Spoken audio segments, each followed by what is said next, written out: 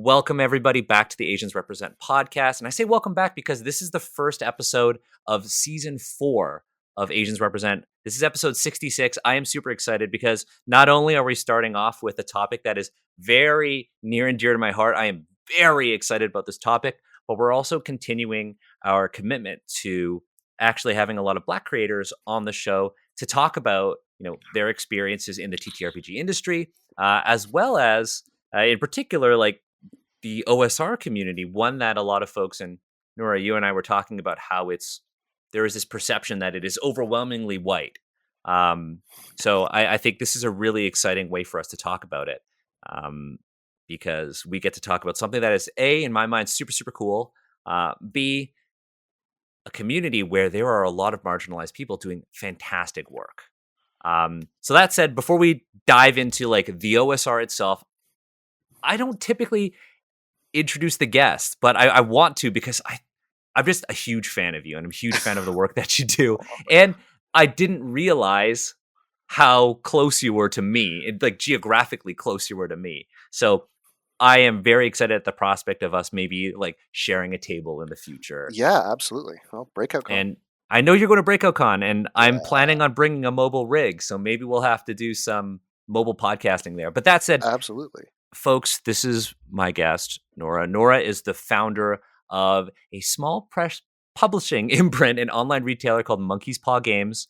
We were talking earlier about how it is very much like that cool cabinet of curiosities, antique shop, curio shop, but for TTRPGs. And I say that with the highest degree of praise because that is the aesthetic that I aspire to live in my life. Love it. Well, that's really what I really wanted to channel was like, especially a lot of the stuff that I make. I'm like, when I'm doing layout, it's always the question of like, how do I make this look like it was made in a church basement in like Oh, like a printing press. 1965? Yeah, like Yeah. somebody was using like a what are they called? Like a mimeograph machine? Those the old I don't press know. things? Yeah, yeah. You just make cool stuff, and like I look at, and I'm not even just saying this because I've got you on the show. Like I look at your web shop. I've been looking at it like at least once a month or once every other month for the past couple of years, just because there's like awesome stuff there. But you, in addition to like being a retailer, you also work as like a writer, editor. You do layout. You're also the co-founder of Chapbook Co-op, which aims to provide crowdfunding alternatives to marginalized and first-time self-publishing like writers, Yeah, right? because publishing is expensive, especially now. Like, I I just hit print on a $5,500 print job, so I can tell you exactly how expensive printing is right now. God. Yeah, it's anxiety, Uh, uh, yeah. but it's yeah, and so that's I think it's one of the big barriers to people getting their work out is because it's very easy to dismiss PDFs as just shovelware. It's not worth money, yada yada yada. But like, if you get something in print, like I know how geeked I was to have my first thing with like my name on it printed out, Oh my God, um, yeah. and so it's so expensive to do that. And so pairing up with a few people like Jared, like Chris, like Drago, and we managed to we got a book printed for somebody, and I'm still looking at other books and taking um, people's submissions into to get people printed because like not everybody has like a couple $100 just lying around to print something and hope to get it into stores on a whim too. And that's the other thing that I'm kind of like I've made it my personal mission this year, especially, is to get more books, especially small print books, especially small print Canadian books, into brick and mortars. Because when I did the print run for Chalice just recently, I basically cold called a bunch of retailers, and I was really surprised at how many people were like, "Yeah, sure, send us some copies." And I was like, "Excellent." So there's like a bunch of places where you can get copies of that, and it's like um, for Canadians, ISBNs are free, which is something that a lot of Yep. people don't know as well, right? So it's it's easy, it's just expensive to get a book printed and into a store. But I really want to do that for more people, because it's just like, it's a nice thing to have, to see like, oh, you can go into a store and see your book with your name on it is on the shelves. That's like, It's the in best so feeling. yeah, in so much as like we all have to sell our labor to eat, it's pretty cool. Yeah, I know that there is a small game store in Belleville, Ontario. Shout out to Scallywag Games, and they are a small retailer. They do a lot for their community, and I know that they have Ross rifles on their shelves. Oh, that's excellent. And it's super cool. I've been meaning to go out there and visit the store, but it's a long drive. I'm going to make a weekend of it. I'm going to go play Yeah, Magic at the store and everything. I can't wait. nice. But yeah, there's no feeling, like, especially if you're in the TTRPG industry, like seeing your name or seeing something that you worked really hard on the shelves of a store. Oh Like, yeah. nothing like it. But that's it. I mentioned Chapbook Co-op, mentioned Monkey's Paw in my introduction of you. Did I miss anything? No, not really. Awesome. I did a lot of research, and again, big fan. I'm just very excited that you agreed to be on this episode. Well, I'm so excited that you asked me to be on it. I think that conversation was Yeah. really quick. We went from, hey, I'm looking for some recommendations, dude. Hey, do you want to be on my podcast? And it was kind of natural. It was interesting. I'll share the story with our audience. I have around the time that the OGL thing was happening with D&D, I was kind of like, well, okay. Dungeons into Asians was our actual play was set to come back this year, and I didn't really want to do D&D. I wasn't sure what was going to happen. So I have this deep fascination with the OSR. And I thought, you know what, maybe I'll do like an OSR thing. And so I asked my good friend Joe DeSimone, I Heart Fargo on Twitter, who is pretty much like the industry's like scholar librarian of TTRPGs. I don't think there's anybody who knows more than Joe. Maybe Fiona. Maybe Fiona. That's about it. But like, Joe knows so much, but Joe just isn't Asian. Otherwise, I would have had Joe on the show a long time ago. But I reached out to Joe and I was like, hey, I'm looking for a game with these qualities. And typically Joe will be like, okay, I recommend this, this, and this. But Joe's like, I already know what you own. And I don't think, I'm not 100% sure. I was asking Joe for something that in hindsight was highly procedural, which was Errant. And Joe hadn't recommended that to me. He would have, but then he was like, you know what? I know somebody. Let me ask them, because I was also looking for things that are Asian themed, which is surprisingly very hard to find in the OSR space. Unfortunately. And Joe was like, well, I know this one person, and you know them on Twitter. And I was like, do I? Joe was like, do you know Monkey's Paw? I was like, fuck yeah, I know Monkey's Paw. Okay, this is the owner of Monkey's Paw. And I was like, okay. So I DM'd you and I was like, hey, I'm looking for potential systems that were like heavy on combat, talking about like lethality, but also kind of had that sort of power fantasy to it. And you recommended 2 games that basically changed my entire 2023. You recommended Errant and you recommended Vaults of Varn. And literally the day after you recommended it to me, I wrote 6,000 words.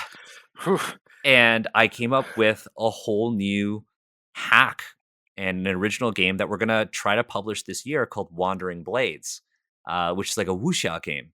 And I'm actually going to be playtesting it at a Breakout Con.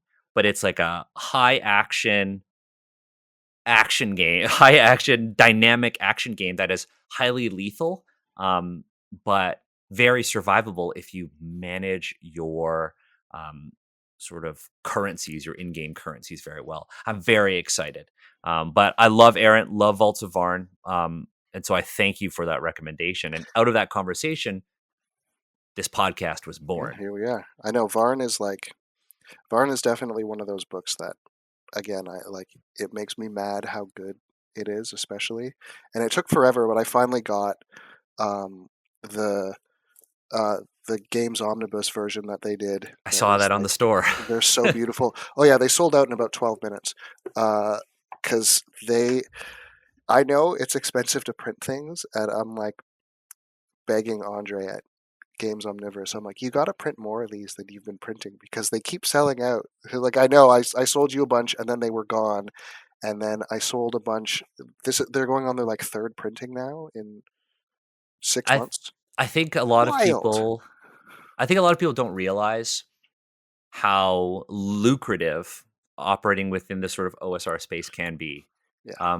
Because fans of OSR games, and we're going to get into what we even mean by this, are ravenous. Something new comes out, even if Yeah, it's not and we'll your buy genre everything. of game. Is there a cool mechanic in it? I'm grabbing it. Look at the cover of this one, grabbing Yeah. it. The OSR is like, it's aesthetic. um, is so important to it. But that said, when we announced that we were going to do an OSR episode to our community, we had a lot of questions. And I actually we typically will save questions for the end of the episode, but I really want to start the episode with a question from one of our patrons, Aimless, who said, I have a little bit of overall confusion about the term and what it refers to. Some games I hear are OSR seem to call back to aspects of TTRPGs that are super unappealing to me. Meat grinder dungeons where you expect your characters to die repeatedly, so on and so forth. Other games, also called OSR, seem to be very different in terms of tone, rules light, more genre bending, indie style. So I'd appreciate a little bit of help disambiguating between those and what it means when someone describes a game as OSR. And I think that is very much what we want to frame this episode around. We want to demystify what the OSR is, what are the design tenets, and some of the ambiguities surrounding it, because there is ambiguity to it, and I think that's a part of the appeal of it. But I think understanding the nature of it is very important. So to kind of start, what does the OSR stand for? Yeah, so OSR is it either stands for old school revival or old school renaissance, or if you're more familiar with the genre, my favorite is Oh Shit Run. Uh, I've never heard that one. it's a good one. So it's see, I love this question because there's like a million answers that I can spin out of it. I guess the simplest thing that you could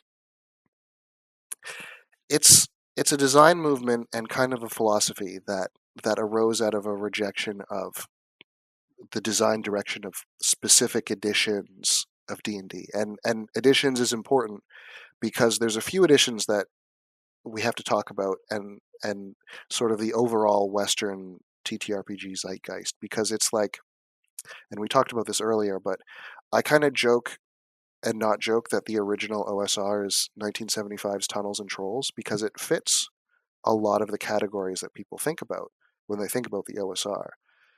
But mostly what people are thinking about, I think, is, around, I think the term, people started to use it on the Dragon's Foot forums like '05, '06 kind of thing. And, around that time, that's like what most people think about, I think, when they're talking about the OSR starting, because at that point you've already got Castles and Crusades in 2004. Osric was like 2006, I think. Um, the OGL had just come out, topical, and Yeah. so there's third edition had just come out, and 3.5 had just come out actually, right? And so there was a lot of a rejection of the way that D&D was going, and people wanted to go back away from the like heroic fantasy. But what I love about the whole history of this genre is that um, all this had been set in place in the mid '80s, because you go back to 1985, which for me, like the two bigger catalysts for the OSR, I would argue even bigger than the OGL, is first in '85 the Hickmans came in to TSR and they started printing Dragonlance, which ruined everything. Um, which kind of changed adventure modules from like sandboxes to these very clearly defined and scripted like block text encounters. Like basically, if you've played fifth edition, even If you fourth played any edition, adventure module, if you've played an adventure module written past 1985, it's the Hickman module. It's the Hickman model. It's That is what they have been doing from 85 until now. And they started that. So take that as you will. But so there's that. And then the second is everyone's favorite Oriental Adventures, which Love introduced it. the skill mechanisms. Because beforehand there wasn't a skill system. There was just weapon proficiencies. But Oriental Adventures introduced the non-weapon proficiencies, and that became the skill system in the later editions of D&D. And that really also changed things from being like rulings focused, where before it was like you didn't have a climb skill. It was like, I want to climb this mountain. You don't have the skill. Well, you don't have the skill, but what do you have? Well, I have a rope, and here's how I'm going to do it. And then GM would go, okay, sounds like you have a plan, sounds like you have a tool. Roll a d20 of your plus your dexterity plus whatever, right? There you go. And that's how it was done up until then. It was like, the term referee, I think, was very important to early role playing because dice rolls were a negotiation. You said what you wanted to do, and the GM said, well, here's what I think is fair. We can agree that this is fair, what you should roll. And then it became so much more structured in the mid-'80s. And that, I think, laid the seeds for, because people didn't like that. Yeah. And the funny thing was that Gary Gygax was very, even going back into the late 70s, he was all AD&D, overcomplicated pages and pages and pages of gobbledygook. But like all of the good D&D, like basic expert Holmes edition, written by like actual game designers and not Midwestern insurance salesman hacks,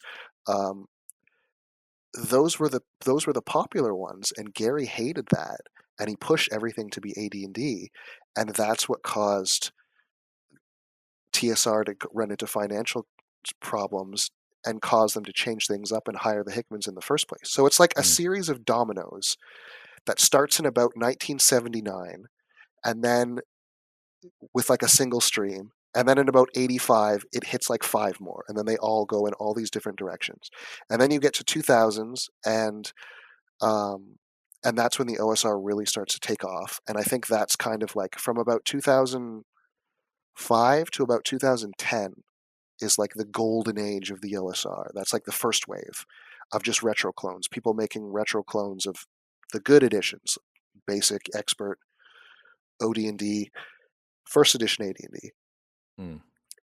Because D&D was it had moved from these like low stakes sword and sorcery type play, sandbox play, to this like high powered heroic high fantasy, and that was third edition. Yeah, 100%. And then it started going even more in that direction, and the OSR really arose at first from people wanting to go in the opposite direction, back to the, it's not even nostalgia, but like all of a sudden, it's like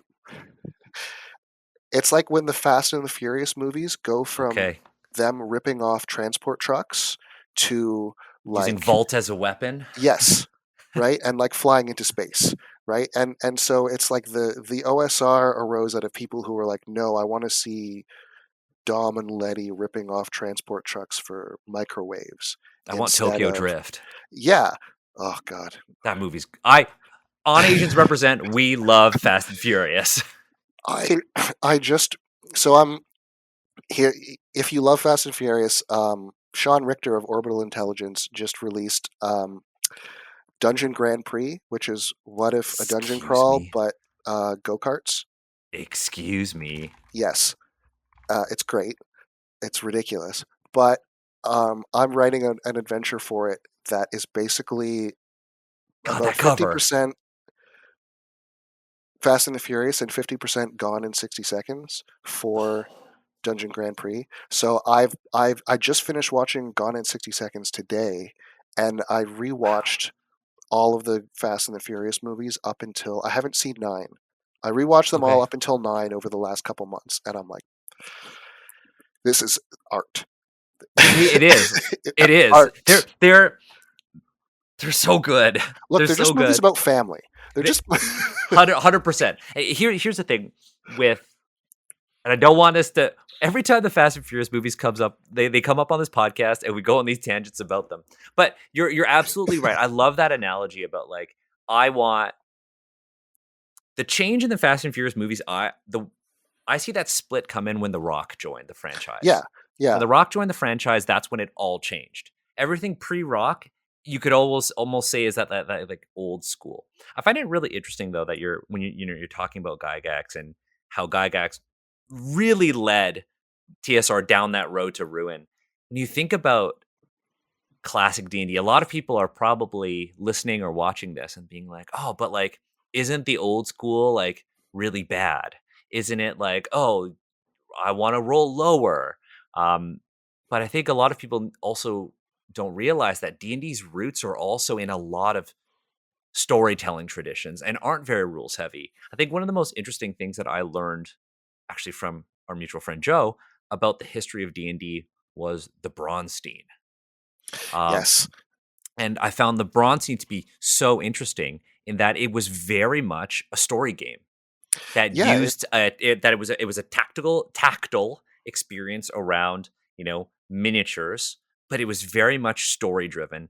And I think if the Bronstein existed now and you set it up at an indie con, all of your story gamers, anybody who really vibes with indie TTRPGs would love the Bronstein. And we could do a whole episode on the history of D&D, but I think what I want to reinforce is that when people think about old school games, we're not just talking about rules heavy. We're not talking about Oh yeah, extreme crunch. We're talking about people who were playing games and they wanted to discuss rulings. People who are playing story games, putting characters first and putting flexibility kind of in the forefront. and it's such an important thing to note because like I think that's also part of the rejection as like the rule books got bigger and bigger and bigger, and you look at like that's the size of D&D Basic, right? There's Like it's Mothership right First Edition. Mothership. Look how thin It's that is. nothing, right? It's nothing. And then you look at like, okay, I I'll pull love this out book. I love this book, but like Hyperborea is this thick, right? It's Dungeon Crawl Classics is yeah, kind of an outlier, but look right. at that. Yeah, We'll it's talk about massive. this one later though. And I think that was part of the rejection is that it's like why if the game is supposed to be a negotiation, a conversation between the participants, then why do we need you know a All legal the why do we need the Magna Carta here to like to negotiate this like when we can just talk about it and yeah, that's what I said, like I'm the title of game master has always kind of annoyed me when they moved to that to dungeon master, because Dungeons and Dragons, I get I the like like dramatic proprietary. manager. Dramatic manager.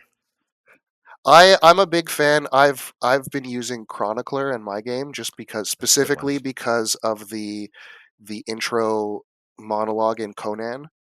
Yeah. Um, so but that kind of thing. It's like referee, even storyteller is like it's just that much more rooted in like what is Collaboration. happening. Yeah, and yeah, in that collaboration, because I think um, that's probably one of the few pillars that all, or at least the majority of OSR books can agree on is this idea that like the rules are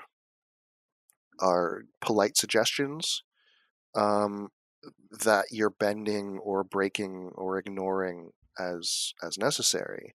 Um, because why should, and it's something that I always laugh at because like a lot of story games will talk about like play to find out or like rules as existing to fulfill like a good narrative, and then the rule book will be like about this thick, and Yeah. it's like, well, why are you letting the rules get in the way of telling a good story? A good 100%. And story is going to arise whether the rules allow it or not. I think that that sentence alone, I don't think that our audience would be expecting to come up in a conversation about the OSR, because I think most people would be like, "Oh, it's rules, rules, rules, rules," and not story first. And people would be like, "Well, I want to play a story game. I'm not going to touch the OSR." Whereas the OSR at its like, and this is my interpretation of it, at its base, right? The goals of the OSR, and there is a really good document. It's called Principia Apocrypha, and it's by Ben Milton, Questing Beast, Stephen Lumpkin, and David Perry. And in it, they wrote that the goals of an OSR game or the old school play style are to basically invoke creativity, create player engagement with the story, create wonder, and a sense of accomplishment. And I would definitely agree with that. Yeah, it's a good document. It's really cool. And when you kind of look at the OSR, and the big takeaway I want people to get at this point in the podcast is that the OSR, the old school revival or old school renaissance or oh shit run, which that I love that one. It's not a company. It's not a game. It's not a system. It is fundamentally a philosophical outlook on what constitutes a certain style of play, in my mind. I think if you look at the OSR, there are a couple of overarching sort of themes that I see in games.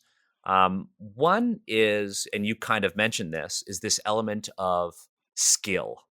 And we could say system mastery, but really it's out of box thinking. It's, do you have the rope? Do you have the tools? What do you have on your person to overcome this obstacle? Not what does your sheet tell you can do? Yeah, exactly. Right. That's the one thing. Second one is sort of the expectation of character death, right? Encounters aren't always balanced.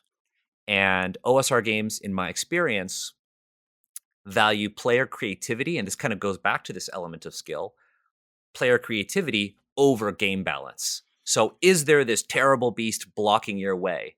Well, yeah, you might be really weak characters. But if I ask the chronicler, I love that, and our chat really loves that too. If I ask the chronicler, well, what's the environment like? Oh, we're in this gorge. Could we dislodge a huge boulder from above and just crush the monster? Yeah, Sure. definitely. And I think that's also like to bring back the oh shit run. It's like I think people forgot that you can just do that. Yes. It's like the DeSimone meme of just like if it sucks, hit the bricks, right? Like just leave. Oh, there's a T-Rex in between us and the cave. I don't want to deal with the Uh, T-Rex. Let's get out of here. Let's find yeah, another way around. yeah. Find another way around. Go do something else. We'll make our gold some other way, right? Like it's too hot here. I'm going somewhere else, right? Like, so that kind of like mindset of not everything is an obstacle to be hit with the things on your character sheet. And I think that that's always been a good goal for me, is kind of like in my running games or even in my writing books, it's like how many sessions can you go without somebody looking at their character sheet or opening the rule book? Because I think that is like, or even how long can you go without rolling the dice? Because yeah, fighting is unfair and you'll probably get hurt or killed, and that's not good. um, so I have this, and I got into it more with a sort of sci-fi OSR type like traveler based game that I wrote. But basically, this idea of like adventurers as as gig economy workers rather than like big damn heroes in the high fantasy sense. I think in the low fantasy sense, you read the stories that these books were based off, like the Lankmar stories with like Fafhrd and Grey Mm-hmm. Mouser, and even the Conan stories. Conan's super strong, and a powerful warrior, but also he's like way more intelligent than people give him credit for. And in a lot of the stories, is he actually thinks his way out of binds, and then things go wrong, and he has to carve everybody up. Um, but so like this idea of the players not as big damn heroes, but as like Uber drivers with swords. Yeah. because it's a terrible job. Now, I wouldn't want to go plunder dungeons filled with like skeletons and dragons and stuff for money. And I think That that's sucks. you've touched on like another point that I was going to make actually, and it's this idea of money. Because when we're playing D&D, and I think when most people learn D&D and they kind of play these adventures, and I say this with any trad game, and when I'm talking about trad games, I'm talking about like D&D, Pathfinder, like the big ones, right? Yeah, A lot of people think if the GM is putting something potentially adversarial in front of me, I need to be prepared to fight it. And if I fight it, I will be rewarded. And in trad games, people typically associate combat with growth, character growth, and leveling up. yeah, But in OSR games, it is very typical for there to be very few rewards for actually fighting, and leveling and XP are typically associated with treasure. So if there is that dragon in front of you sitting on, if we're going to go like real old school with your stories, a horde, you could be Bilbo Baggins and go and try to rob the dragon. You yeah, don't have to kill exactly. it. And you're And, going to actually benefit more from that sort of creativity. and I think the thing that I've always enjoyed about that too is like, combat. You can do a lot with combat. I don't want to downplay that, but it kind of that story doesn't entirely end, but a big part of it has been cut off when the combat is done. But say you're Bilbo Baggins and you steal a dragon's hoard. Well, first you have to get the hoard out from under the dragon. Then you got to get it out in the mountain, right? So now you're bringing hirelings in with wagons and carts. Where are they coming from? Are they all trustworthy? You got to bring it to somewhere else. Are you going to get attacked on the way there? When you get there, you can't just show. I've made large deposits at banks in you know the modern era, um, Okay. and that was annoying enough as it is. But imagine being like fantasy dark ages and showing up with like 6 wagon loads of dragon silver, and you're like, yeah, hey, I want to make a deposit, right? And it's like, okay, I'm going to take half of this, Yeah, we're and gonna yeah, and I think a yeah, lot of people think about that and they're like, in my mind, I'm like, oh, there is a ton of storytelling potential here. How are we gonna get the yeah, hirelings? How are we gonna what is the story of us getting this, gold out of the dragon's hoard? But also I think that a lot of folks, when they think about OSR games, only think about like low fantasy or medieval fantasy, because that's not OSR. When we were listing kind of these criteria or elements of an OSR style game, right? The outside of the box thinking, the dangerous encounters, creativity over game balance, the idea of few rewards for fighting, and of course, you had said earlier, rules that aren't law, the flexibility of play. Never did we mention an actual sort of narrative genre. We aren't talking about low yeah. fantasy, high fantasy. We're not talking about historical fiction. We're not talking about like contemporary fiction, noir, nothing, because we're talking more about a style of play and a design philosophy. The last thing that I would add is actually from the perspective of a designer, and it's this idea of portability. One thing that I've noticed in the OSR sort of community is that it's very much like DIY culture. Yeah. Take take what works for you, take what works for you and use it in your creation. Or if you don't like the rules in this thing but you like everything else, that's totally okay. You don't have to interact with everything that is in an OSR product.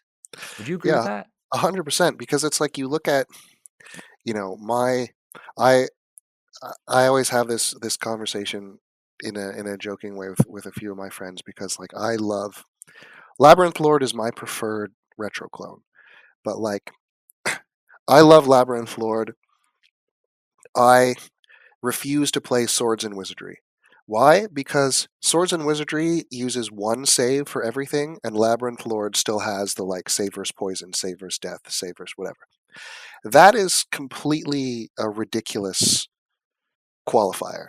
But I'm like, nope, I won't do it. Yeah. Won't touch it. Won't touch. Right. So it's like, oh, there's like one difference. There's like 1 degree of separation between Lab Lord and Sword and Wizardry, or between Lab Lord and Osric, or you know, Astonishing Swordsmen and Sorcerers of Hyperborea, or like so, because my whole ideology is that every every game is played differently at every table anyways.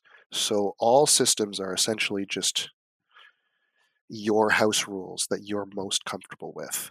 And the published books are all just people with house rules and publishing money.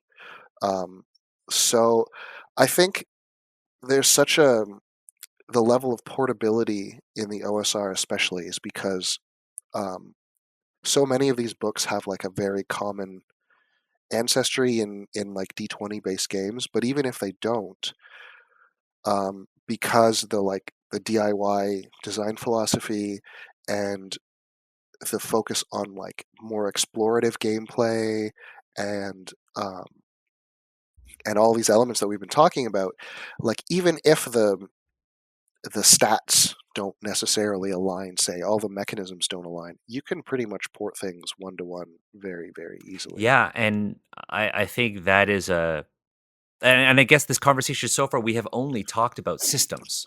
We've only talked about OSR systems, and we haven't actually talked about products that exist to supplement OSR systems because that is a whole other thing. Oh, there's so many of them.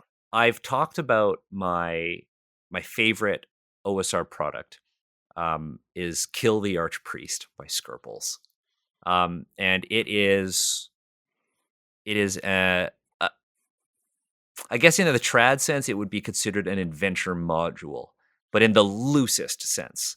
So for those tuning in, Kidnap the Archpriest is essentially a guide to a massive fortified city. And your goal as players are to enter the city and kidnap the Archpriest. There are notes in it for how to convert it to, high fantasy, convert it to low fantasy, to sci-fi, but it is generally statless. There are no stats in this. And what's really cool is that it's essentially a sandbox. And my favorite OSR products generally tend to be sandboxes. What's cool about Kidnap the Archpriest is that it actually has a 24-hour clock for every NPC there.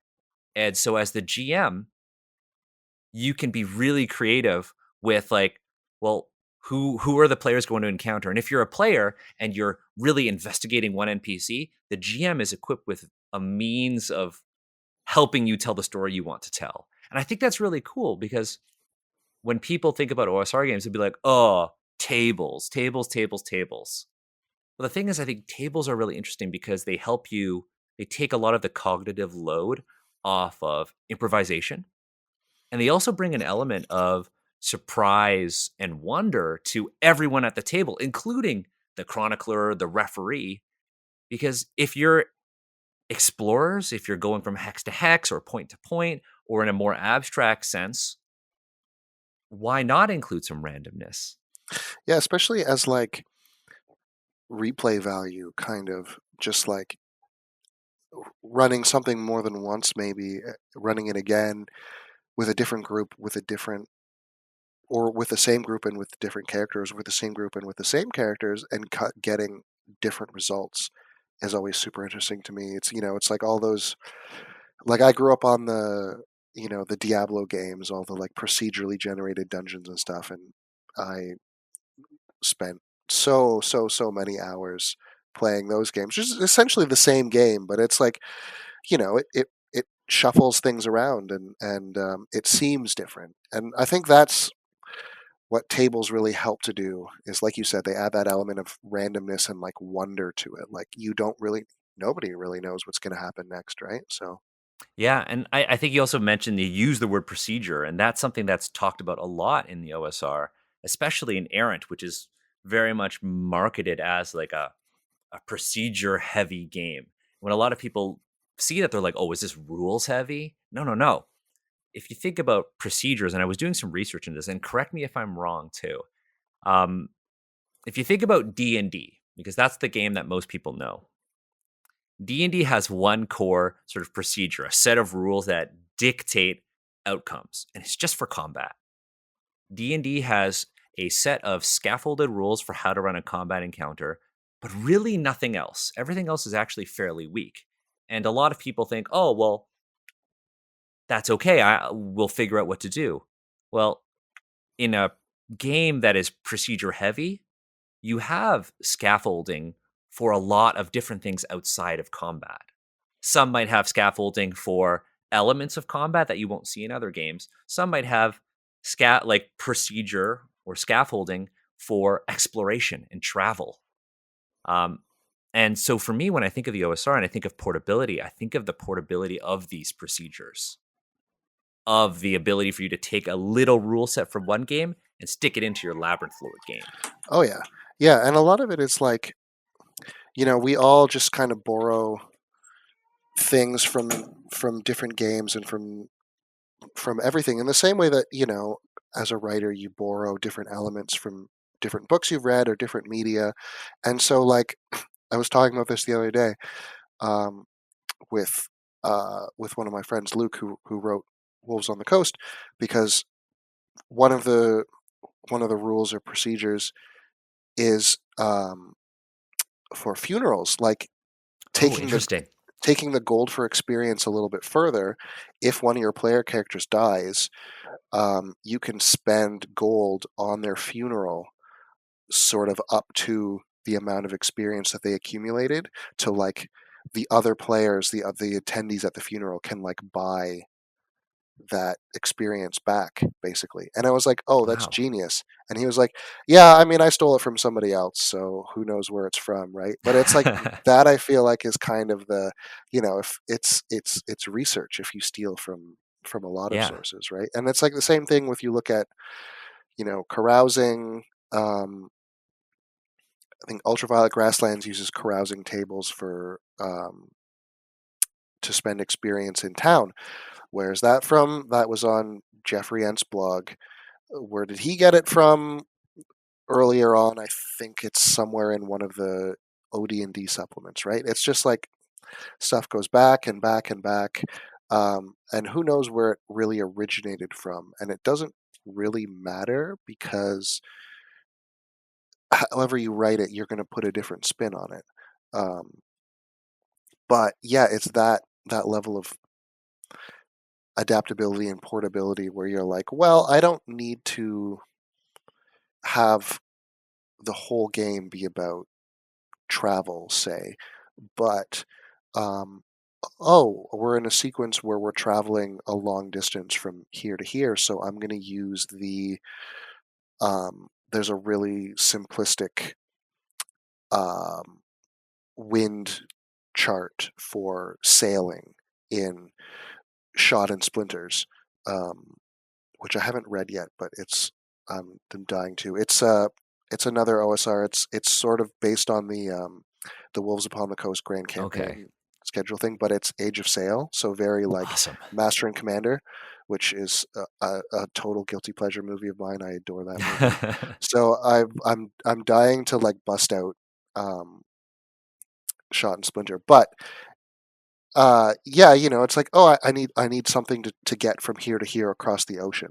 Well, I'm going to pull this from the game that's about ocean travel. I don't need to read or play the whole game or adapt specific, like everything from this book or from this mechanism, but I can take that from here. And that, you know is kind of the errant approach, I think, where it's like a collection of really cool, um yeah, like rules, procedures, mechanisms, um that it's like, oh, well, I need to pick a lock. Well, there's something for that here, like a giant appendix or like compendium sort of thing. And by giant, it's not even that big. Errant is a Yeah, it's relatively small game. I think a lot of people kind of confuse rules heavy and rules light games, right?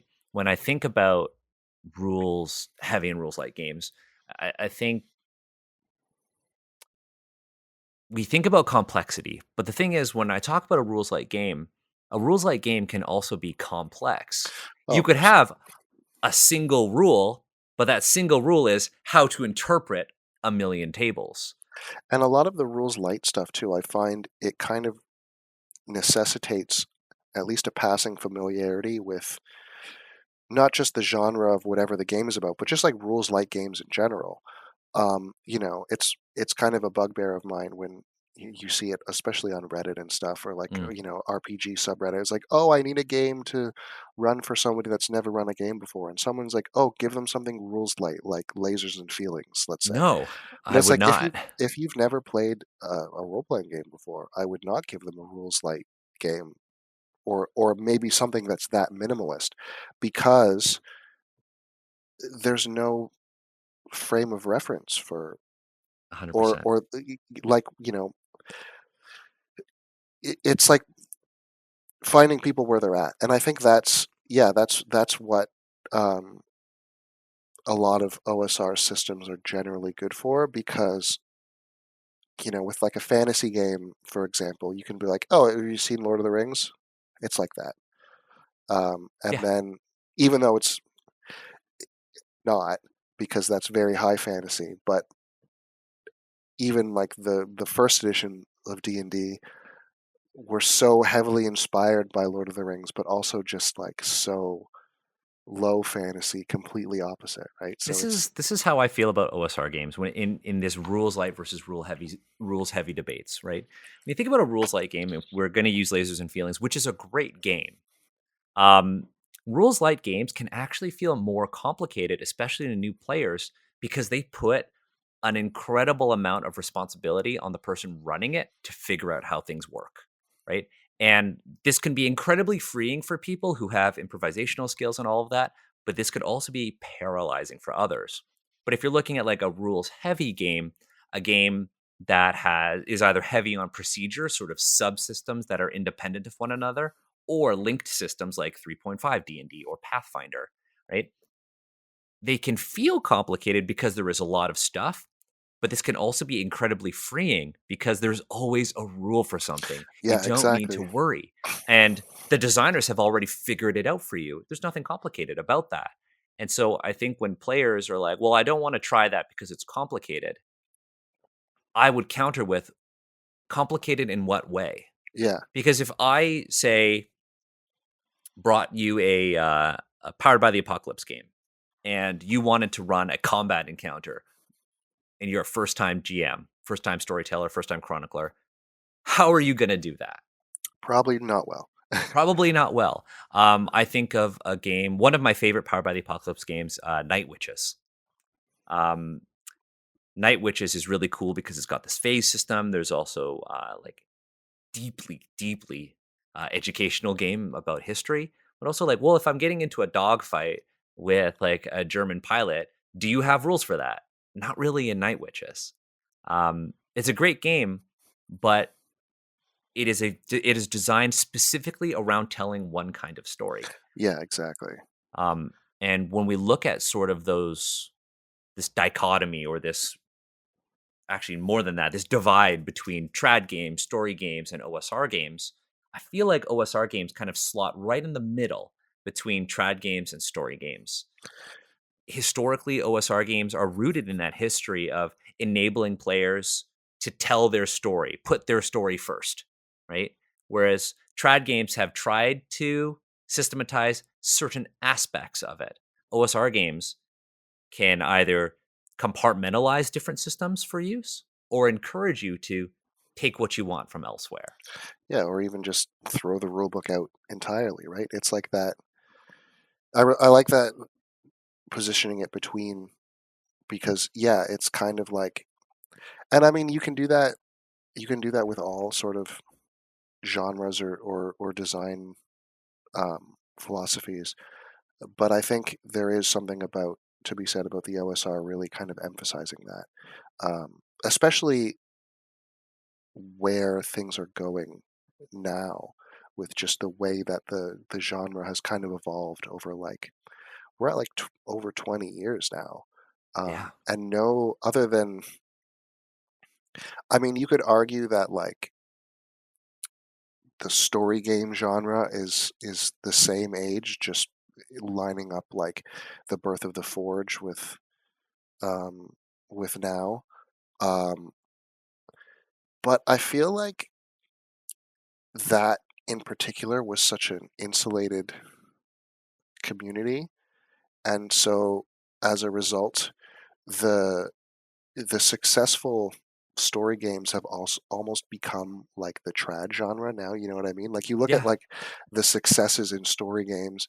You've got like Powered by the Apocalypse, um, hugely popular to the Forged in point the where Dark. Forged in the Dark again, hugely popular. Like there's Powered by the Apocalypse has got an Avatar: The Last Airbender game.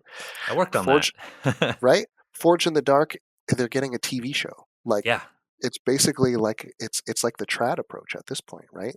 Um, so it's like that the story games of today, I would say, are very very different than like the early 2000s Forge era story games, even though though they share a lot of the same DNA and they're definitely influenced by each other. Whereas like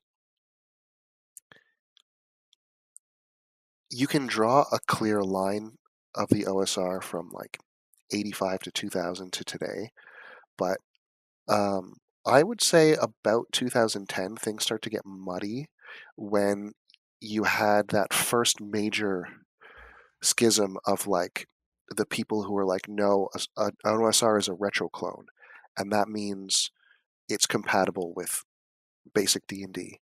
And then you had the people being like, well, it's like a vibe. It's like it has the spirit of an old school game. It has the feel of an old school game, whatever that means. I don't think that needs to mean anything. I just think it's kind of like what that means to you in your head.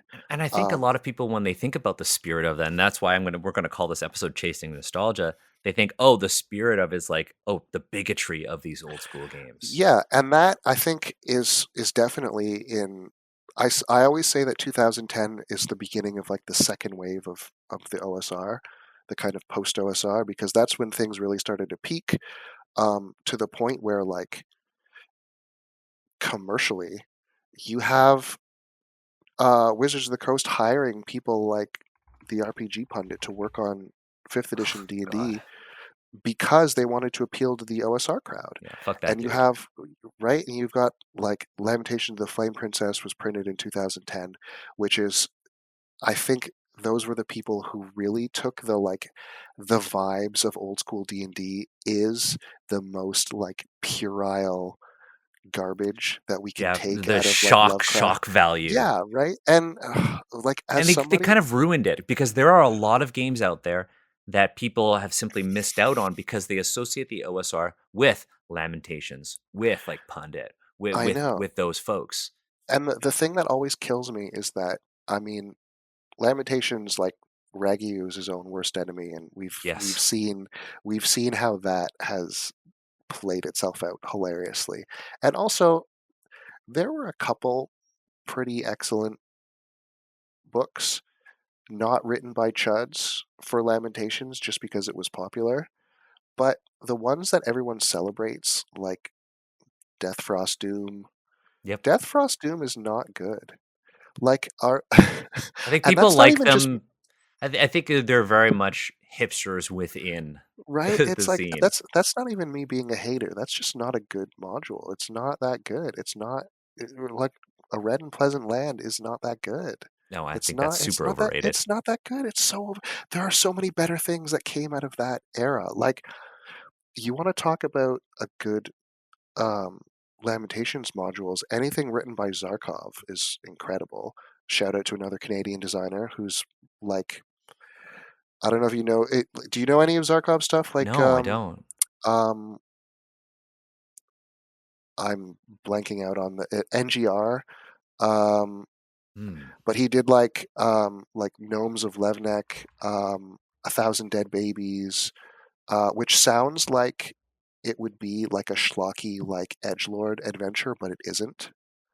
They Uh, often have those titles. yeah, his stuff it it really seems like people I think get turned off by Zarkov because he's a notorious recluse, and also because um, yeah, it has these kind of like edgelordishy titles, but it's good. Like, he's I'm just a taking a really look right now solid on writer. drive through. Drive through is where you can find so many. Oh Oh yeah, yeah. neoclassical Greek revival. Yeah, I know what Yeah, this yeah. is. Yeah, Yeah, that 100%. stuff's great. Like that stuff is good. Or like Fever Swamp is one of the better modules to come out of the early or the mid aughts, right?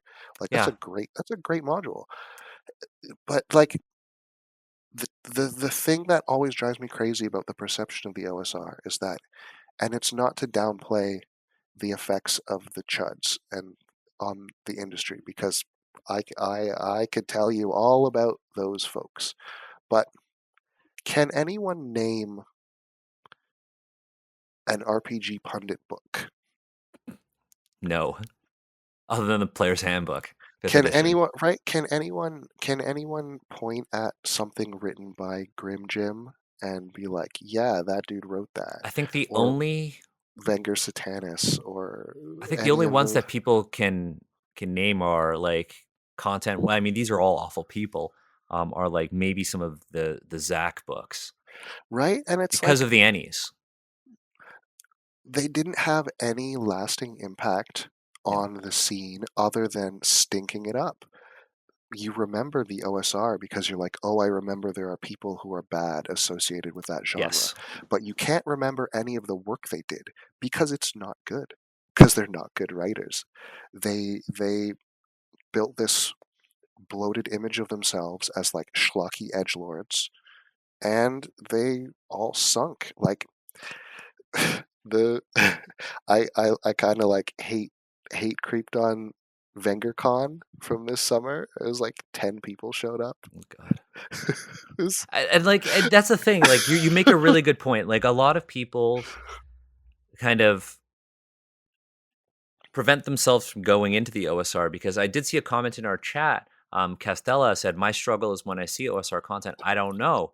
I first have to ask whether it's from that side of the OSR or not." which And is, I don't think that's bad. I think you should be doing that regardless, of anything you buy, first of all, right? anything you buy. It's just like, and the thing is, it's it's totally okay to have that complicated feeling about it because um and it's not to diminish the ill and the harm that these people have done, but it's just to recognize that there has to be a level of, there's no safe media. There's no safe media. You have to acknowledge, even if it doesn't mean ignoring it completely. Like you could look at OSR stuff and be like, this isn't for me, and that's fine. Um, in the same way that you could look at any other genre, because like I don't know, I look at it like for a lot of the stuff, and especially a lot of the earlier stuff for me, um, because there is a lot of oof, it gets bad, uh, you know, um, I and mean, we might yeah, as a lot well of go into recommendations because I mean, there are a lot of folks who might just need a good recommendation to get them into the OSR. Because yeah, again, like we've said, a lot of elements that we've talked about I know are appealing to people in our community, right? The idea of, you know, the flexibility of rules, the idea of out of box thinking, because let's be honest, as like marginalized people, it's all we have to do. Think out of the right. box and work against systems, right? The Oh, one thing that I recommendation. want to make sure people understand is that when we talk about the expectation of character death, we're not saying that your characters will always die. We're saying that the world is dangerous and you need to acknowledge that, right? And you can overcome danger through creativity, not just combat. And so, go ahead. Sorry. Yeah, well, I was gonna say is I think that is very important, but also it's it's totally okay if you don't want your characters to die, Yeah. and maybe just like work around that with the other players, with your GM or whatever, and maybe, like for me, I always find it more interesting when death is on the table, because I think the lethality of some OSR games, it doesn't devalue the lives of characters, it increases the value because you always remember that character that survived everything that was thrown at them from like level 0 to level 20, right? Like that, Always. right? Whereas I find, for me, anyways, the more high fantasy, high powered stuff is kind of boring because it's like, oh, we're fighting goblins. Oh, okay, whatever, right? But it's kind of like, yeah, if you don't like, say, the Dark Souls games, you might not be super into a lot of OSR stuff, and that's okay. But It's not hard to change yeah, it's stuff not to hard be to like change. you get knocked out instead of dying. Yeah, I mean, for Wandering Blades, like my hack of Errant and Vaults of Varn, there is literally it's wuxia, so it's martial arts action. A hero should be able to take out like a grunt character in one Yeah, shot, but there is an element of danger. But what I liked about Errant is that there is a parry system, right? There is a parry system. You. What's really cool is that in a lot of OSR games, your hit points are basically a buffer between you know, against grievous injury. So yeah, if your HP goes to 0 in Errant, you're not out, but you're now going to you start just taking wounds. yeah, And the same thing goes for Wandering Blades, except in Wandering Blades, we added a lot of mechanisms that would enable you to parry.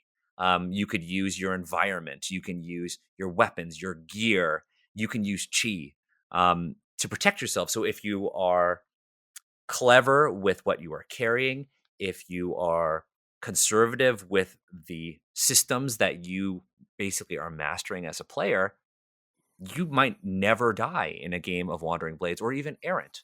Um, because you need to think outside of the box. But that yeah, said, even if folks don't want to play games that are lethal, there is still a lot to offer in the OSR in the way of really interesting supplements for your favorite game. If you're a D&D purist, nothing wrong with that. But are you tired of, the same old adventures and you're looking for something different? There is a lot of stuff out there. First one, Asian yeah. creator right there.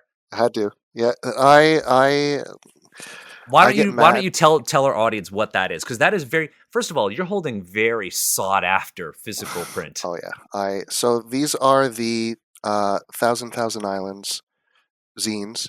There are 8 of them, plus the art stuff, which Zedek is probably the best writer in the scene. I think I can pretty confidently say that I would agree with you. the writing makes me very angry. Um, it's the kind of thing that I'll read a sentence and then I'll put the book down and go for a walk sometimes.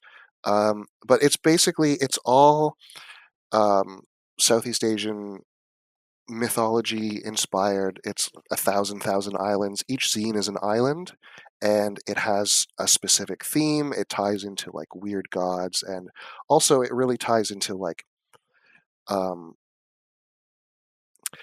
there's an excerpt from another Zedek module, Lorne Song of the Bachelor, which is one of the Yeah, best I've got adventure that. modules ever. But when he's talking about it which deals about colonialism, which Thousand Islands deals with a lot as well, and he's talking about how like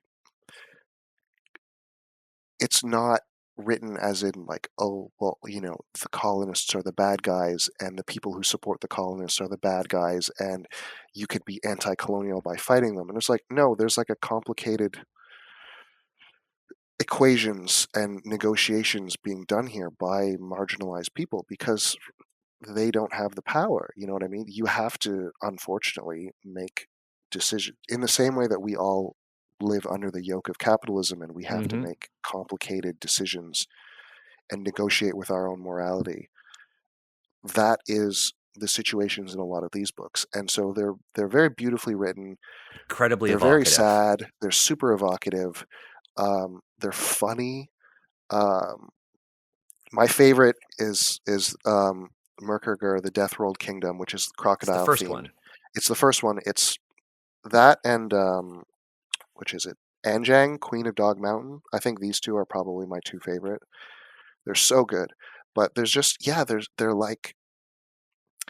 they're so evocative. There's no stats in them at all. Yep. So you can use They're them for system anything. agnostic. It's just really, really, really incredibly good writing. and the writing, even if like the art in it is incredible. Oh my god, yeah. Moncal's art is beautiful.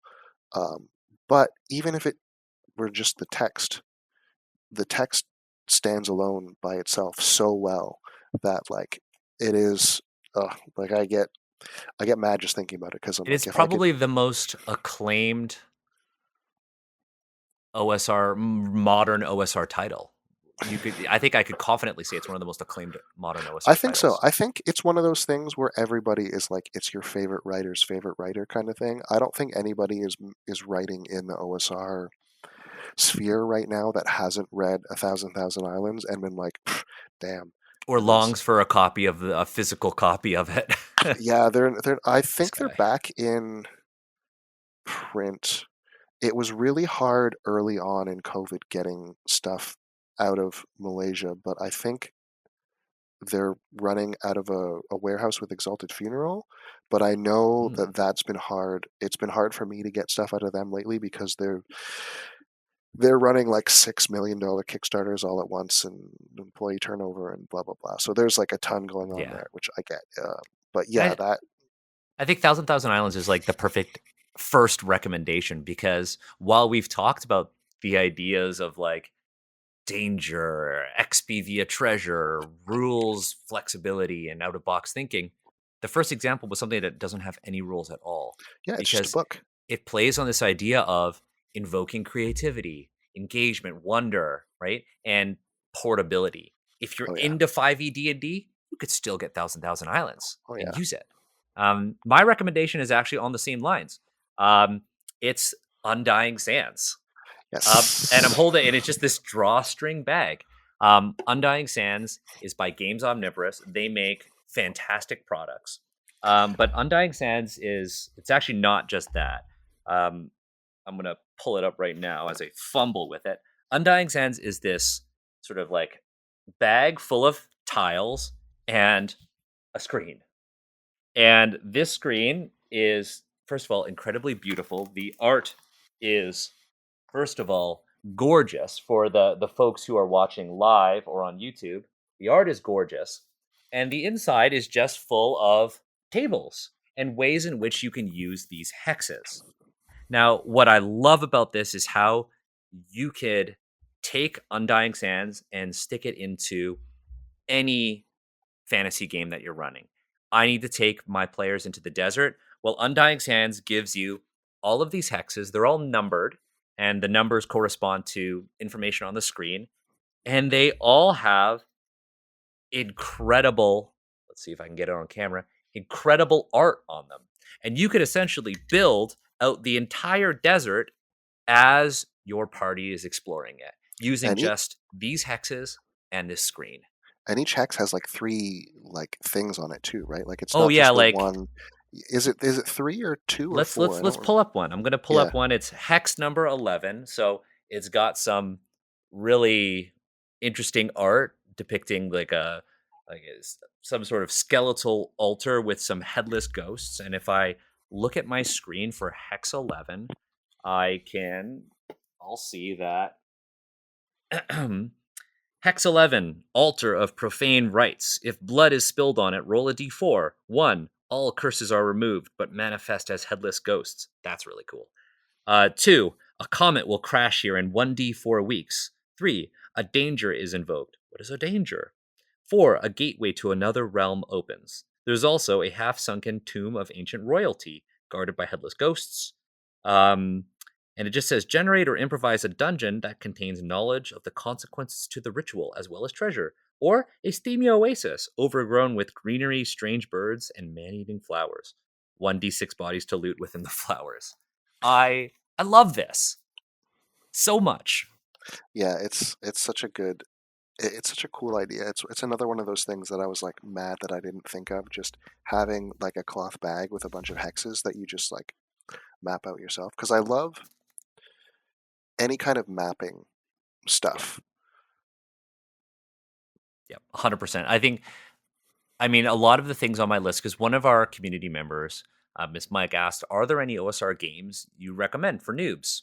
And so we've got Thousand Islands, not necessarily a game, but I will twist the question into OSR products. Um, I've mentioned Kill the Archpriest by Skirples. We've also you've mentioned Labyrinth Lord extensively. Is there something else that you would recommend? For a new person, honestly, I think Dungeon Crawl Classics is probably the best Yeah. as far as like a gateway drug into the OSR. The book's deceptively large. Ugh, got it right here. I know, it's humongous. But most of it is just like spell fizzle tables and like funky stuff to play around with. The rules aren't overly complex. Like I think the rules section of it is like Dungeon Crawl 20 Classics is pages. an OGL game. It's built off of like 3rd edition D&D. It's Yeah, D20. If you're transitioning over from D&D, it won't feel all that um like foreign to you. yeah, Neat thing it's about it is like you can you could do things like spell burn, like you could spend your ability temporarily spend elements of your ability scores to increase the nature of your spells. And like you said, like each spell has its own page. Like I bookmarked some uh for this conversation. Like this is Fireball, like in like the D&D sense. Fireball is one whole page. oh yeah, yeah. It's really awesome because the higher you roll, the better. If you roll higher than a 36 on Fireball, you can launch a Fireball to a target up to 1 mile away, dealing 20d6 damage. You could choose the area of effect from a single human sized target up to a sphere in 40-foot radius. And you don't have to have line of sight of this target. You could choose a geographic point of which you have knowledge, and and then this fireball will just explode there. It's basically an airstrike. So Yeah, cool.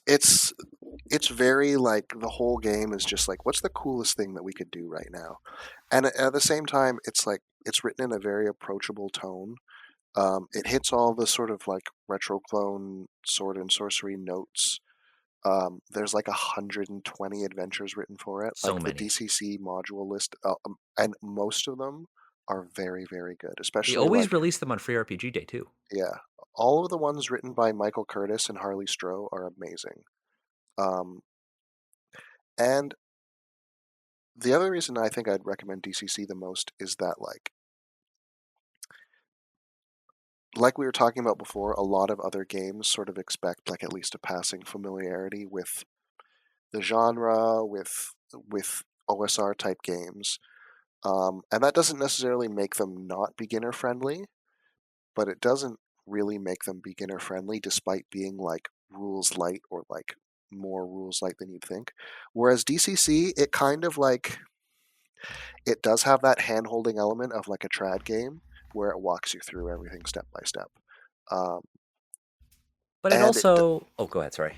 I was going to say, and it does enough things new that like it is an OGL game, but like you get into the DCC dice chain and the funny dice, like, oh, here's a D7, here's a D30, Yeah. right? It's like this is unnecessary, but they're fun. DCC also really popularized the idea of the funnel as well, Yes. which is totally optional. I actually play a funnel every year at Christmas with our mutual friend Joe and a couple of other I RPG folks. So love for funnels folks who so don't much. know, a funnel is when you play each player controls generally 4 randomly generated level 0 characters. And you basically take them through an adventure. They are expected to die, but what's interesting about it is the ones that survive at the end become your first level character, and you've just done their backstory. And sometimes, like I've been blessed with like a character who actually has a weapon. Um, Right? You end up with like cows. Like that's your like, oh, you're a farmer with a cow, and you have to go through a dungeon now. I had one where I was a rat catcher. My character was a rat catcher, Yes. and I had a spoon. But I got the gods gave me relatively good stats, and I was able to make it by scavenging off of the other characters that died. Two speaking of funnels, two really good ones that I got to give shout outs to with Riley Coyote and Josh Domansky. For um, these ones are for OSE for Old School Essentials, Yeah, but Zed and Two Nuts, which is one of the I would say it was the best RPG thing published in I think 2021.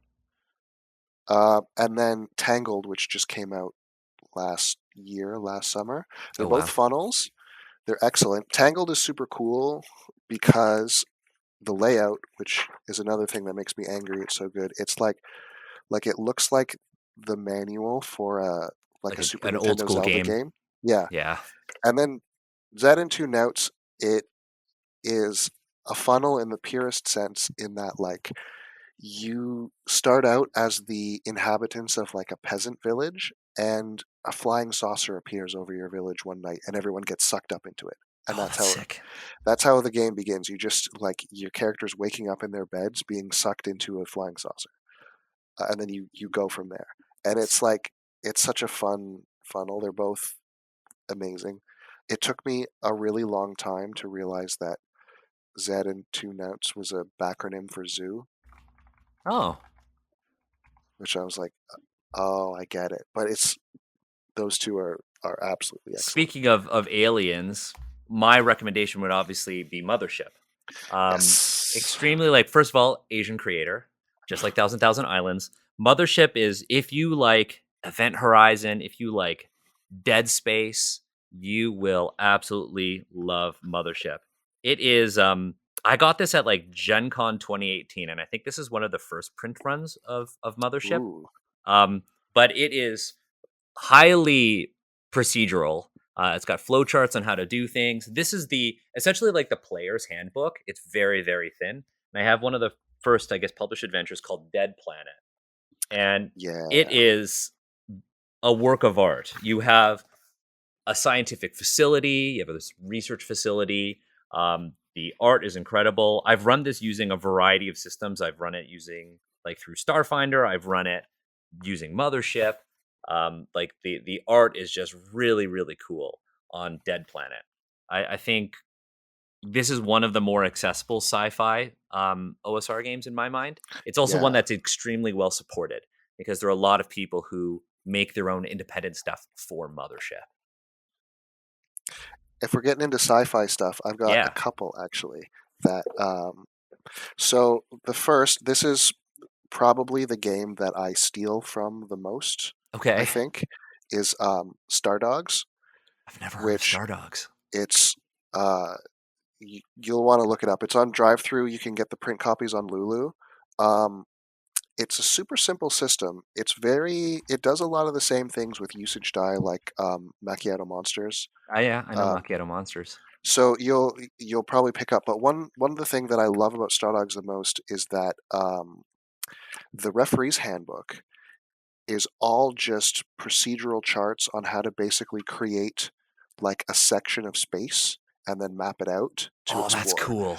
So you're creating planets, you're creating aliens, space stations, different ships, all kinds of things, and it's all using die drop, which is one of my favorite things to do. So basically, you just take a blank sheet of paper, you drop a bunch of dice on it, you draw circles around the dice where they fall, and those are your planets and like star systems, and that's how you create like a That little is solar system map. super cool. Yeah, it really, so it's really similar to like what Charlie Ferguson Avery did with like Weird and Wild, Mm. and Cess and Citadel, which is uh, being shipped now, which I'm pretty excited for. But in the same sort of thing of like mapping, die dropping, like system agnostic stuff. Those are really cool books. But Star Dogs is excellent. Um, Another one that I'm a big fan of, Diego Noguera's Solar Blades and Cosmic Spells. Oh, cool creator. Great creator, great book. Um, it's a pretty simple, like retro clone-ish, like D20 kind of thing, but you can see the book is pretty thick, and it's all just like here's like a giant thing of like aliens, or like, oh, here's like the running the universe chapter is like, oh, here's rumors on like sleeping star gods. Like it's just pages and pages and pages of ideas basically. And it's a great reference book for like, oh, I need an idea for next week's session, but I'm running Oh, blank. I've got You can one. flip through it and be like, bang, I know what I'm doing now. You need an idea for next week's session. My recommendation, and I know you would agree with this, is Trilemma Adventures. Yes. We Trilemma talked about this Adventures earlier. by Michael Prescott, also Canadian, or at least based in Canada. I don't want to make any assumptions, but I'm based in Canada. Actually, I think based in Toronto. This is a beautiful, first of all, you open up the book and you're met with a gorgeous map.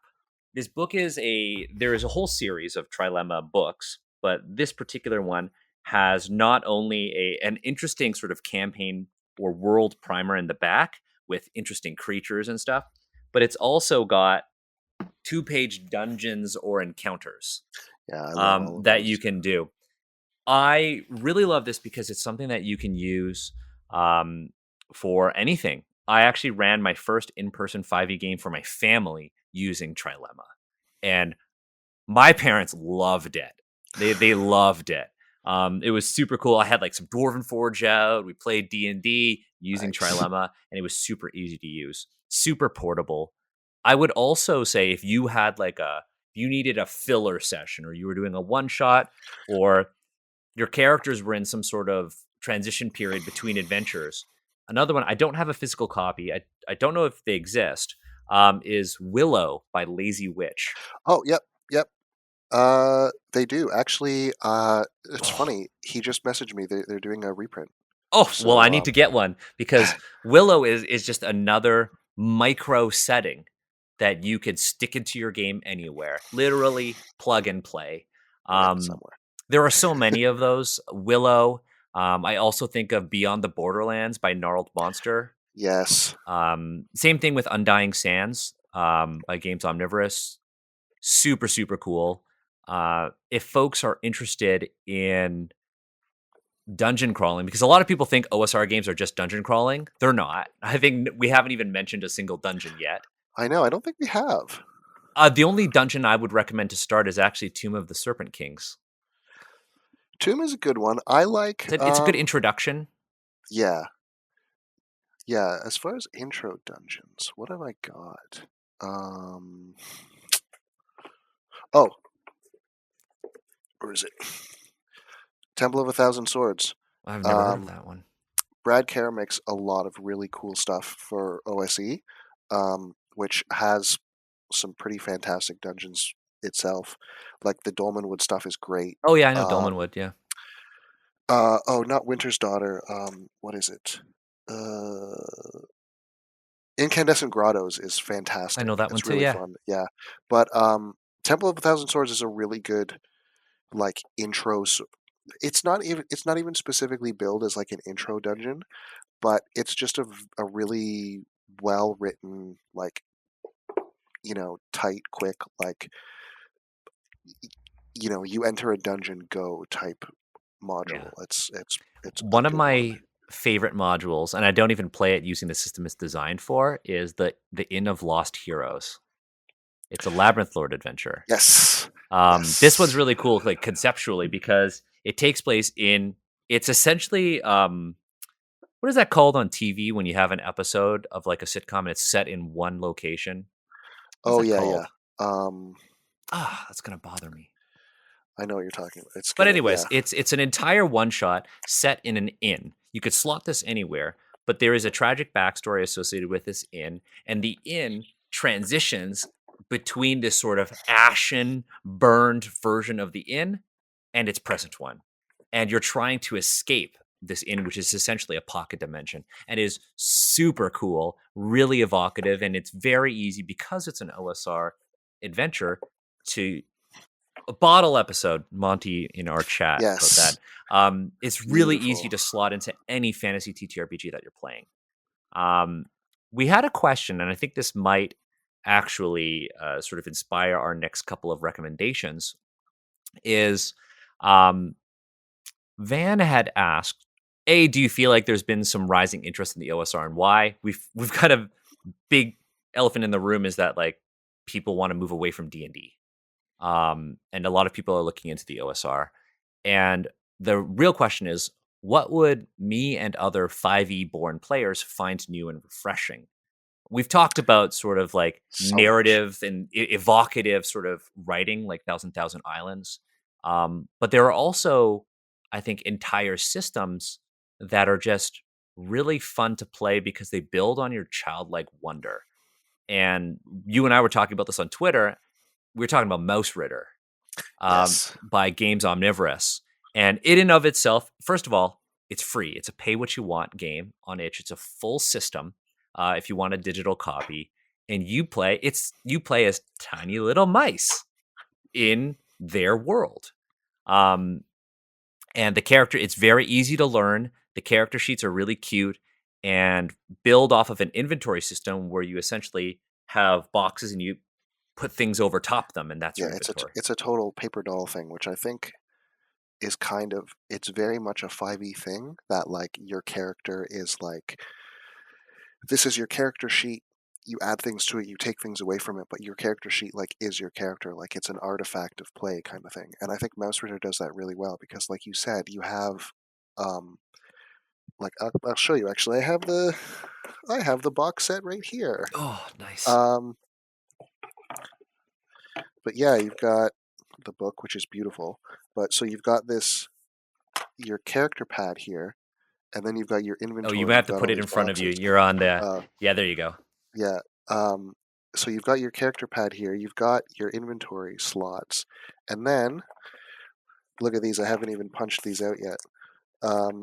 Your items, you like punch out these and you just like put them Put on them your on sheet, top. basically put them on top. Yeah, so you're creating like an artifact of play in play.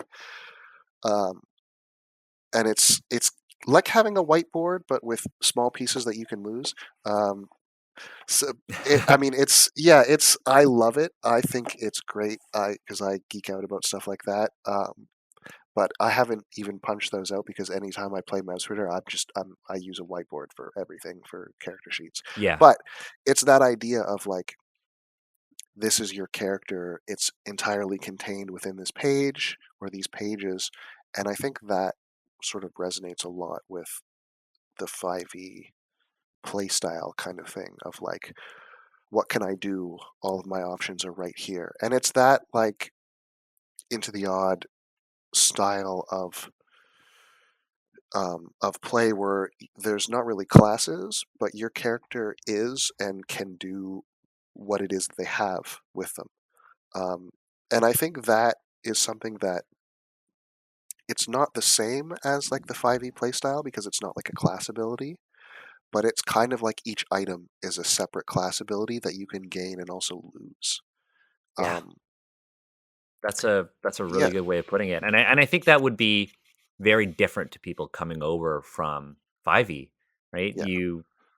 I think there's an element of extreme creativity that comes with a game like Mouse Ritter. And it's also going to be very easy to transition over from 5e into Mouse Ritter. I've actually also just taken Mouse Ritter like adventures and used Oh them yeah, in 5e too. Like there's they're a very, I yeah, the title is slipping my mind, but it's a series of adventures and they all take place in the backyard of a modern house. Right? There's like a fountain, there's an apple tree. And the main mouse the main mouse sort of settlement is in the basement of the house, right. and you can basically go and have adventures in all of these different locations in the backyard. And for the group I run, Level Up Gaming here, we actually had them make traditional D&D characters, but they got transported into this world. It was a Honey I Shrunk the Kids thing. Amazing. um, I love it. and one of the little sort of plot hooks that's within this sort of sandbox is there is this mouse, or I believe maybe a rat wizard, who lives in this tower. And it's a tower in not the sense that you would expect.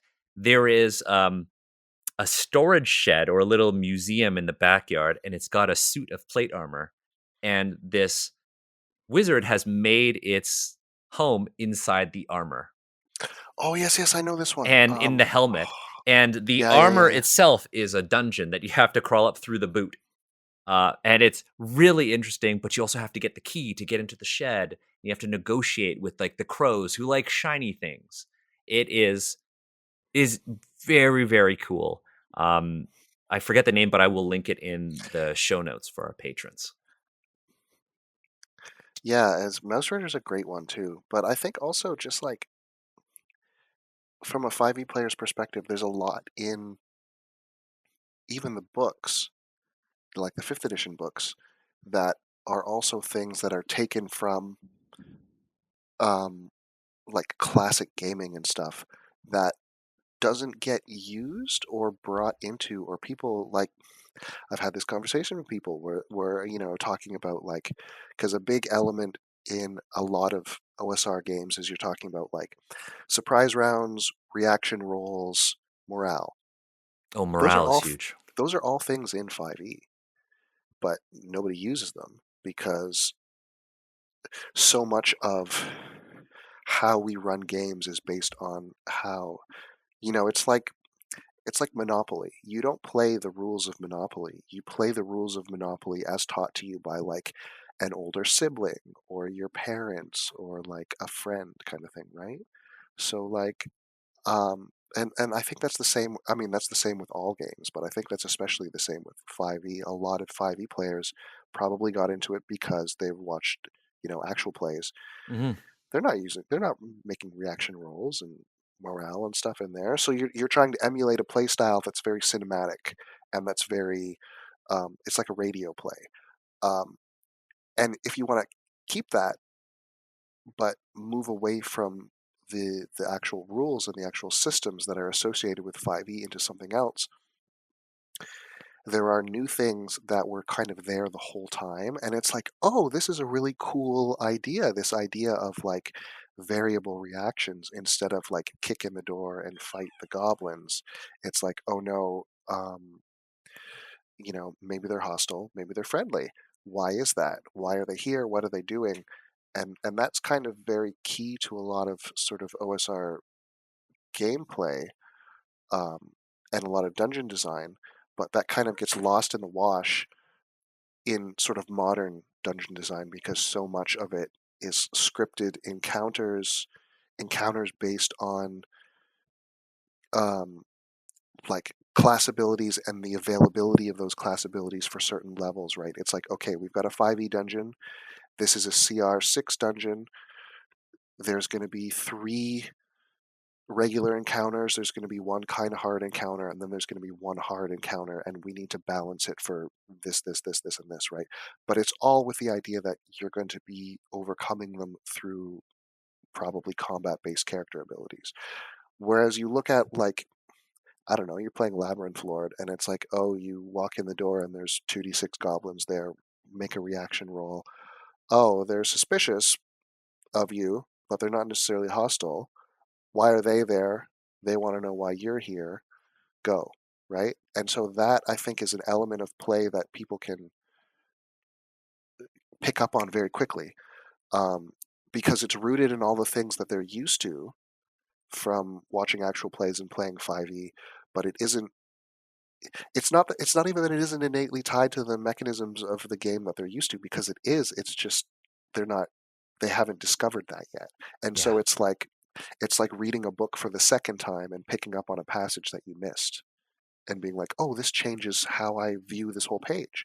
And I think that's with a lot of the kind of rules that get passed over, for like typical 5e play, um, or at Yeah. least as I understand it, kind of. I would agree with that too. And I think one, like you mentioned, is morale.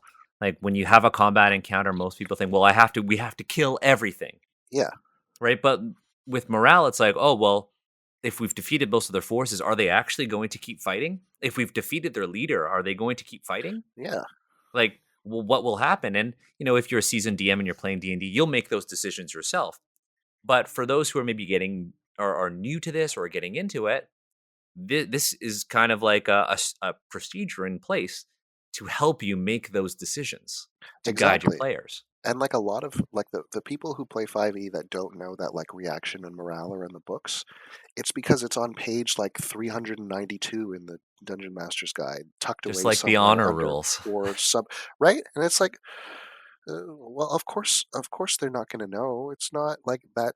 That's an important thing that should be up front, because if the first things that you're reading is going to be like character creation, how to kill things, what to buy with your treasure, then it's like, oh, okay, that's um, the like flow of play, right? And then you're Yeah. influenced by, like, you've played dungeon crawler video games, because that's a thing that I think a lot of people don't take into account when they take in the sort of philosophy of play now as opposed to the philosophy of play in the 70s and 80s.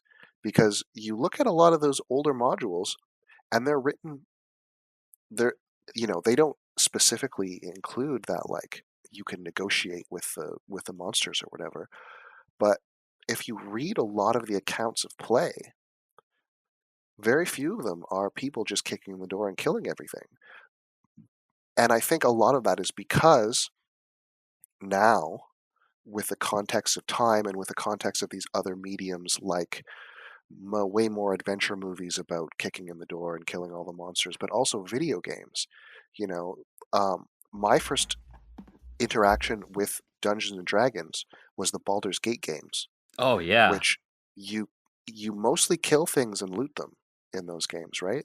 And then you play Diablo, and you go in and you kill everything in the dungeon and you loot it. And you play, I don't know, Borderlands, and you shoot You everything kill and everything. right, and you loot it. And so I think now you have to take extra steps, because there's more cultural touchstones for a specific kind of play that wasn't present previously. So they didn't need to have those. They didn't need to go out of their way to tell people, oh, you don't have to fight everything. Well, now you do. You have to put that front and center. Yeah. That's okay. You just have to keep that in mind. And I think that's kind of a funny thing, because a lot of these OSR games, they're written by people who maybe didn't necessarily play, like retro clones. I'm specifically talking about here. A lot of them now are written by people who didn't specifically play D&D in the 70s, but they're mimicking the style of the way things were written in the 70s and 80s, which they think, oh, well, I don't have to tell people that they don't have to kill everything. I was like, well, you kind of do, because a lot of people are going to be coming into this with this idea that that's how you play these games. Yeah. And that's not necessarily accurate, or it doesn't have to be accurate. That's your decision. Like, you can the thing that really has attracted me most to the OSR, I think, is player agency front and foremost, in front of everything. And now you might just need to nudge that a little bit more, to be like, don't force your players to do anything. You don't have to force them to play a certain way, to do a certain thing, but just, like, nudge them in the right direction, maybe, to be like, hey, Yeah. you don't have to fight them. They're not, like, instead of it being like, there's 2d6 goblins behind the door, what do? You're like, goblins are evil, Kill. gotta kill them, right? But instead it's like, there are 2d6 goblins behind the door, they're playing a card game, right? And it's like, well, if they want to kill them, they're going to kill them. But if they're not doing anything inherently hostile, and in fact you've specifically stated that they're not doing anything inherently hostile, they're doing something passive, now you have that, like, well, okay, maybe they'll let us go by. Maybe we'll play cards with them. What do they have to wager? You know what I mean? Like, who knows? Yeah, and I think there's also that also ties into that idea of danger as well, right?